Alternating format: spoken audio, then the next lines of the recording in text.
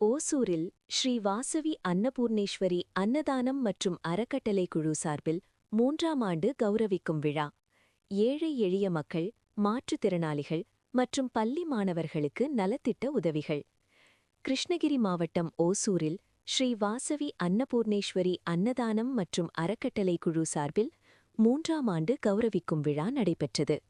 முன்னதாக அதிகாலையில் பிரசித்தி பெற்ற ஸ்ரீ கோட்டை மாரியம்மன் மற்றும் ஸ்ரீ வாசவி மாதா திருக்கோவிலிலும் சிறப்பு அபிஷேக ஆராதனைகள் மேற்கொள்ளப்பட்டன.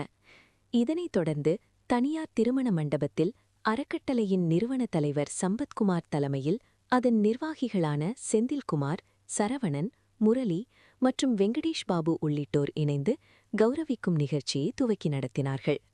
குறிப்பாக ஆண்டுதோறும் இந்த அறக்கட்டளையின் சார்பில் ஏழை எளிய மக்கள், மாற்றுத்திறனாளிகள், அந்தணர்கள், பள்ளி மாணவர்கள் உள்ளிட்டோருக்கு நலத்திட்ட உதவிகளை வழங்கி வருகின்றனர்.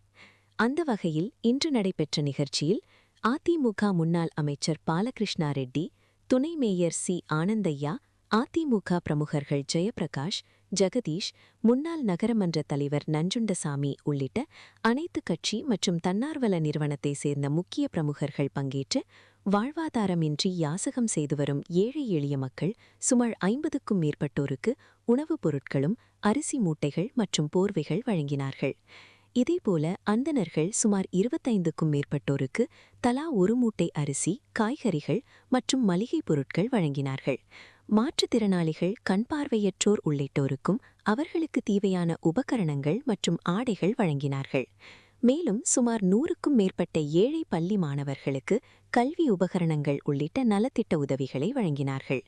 இதுபோன்று தொடர்ந்து ஆண்டுதோறும் ஏழை எளியோருக்கு உதவிகள் செய்வதுடன் பல்வேறு திருக்கோவில்களிலும் தொடர் அன்னதானமும் செய்து வரும் அறக்கட்டளை குழுவினர் அரசு மருத்துவமனைகளில் உள்ள மருத்துவ பயனாளிகளுக்கும் உணவு வழங்க அரசு அனுமதிக்க வேண்டும் என்ற கோரிக்கையை அப்போது வைத்தனர்.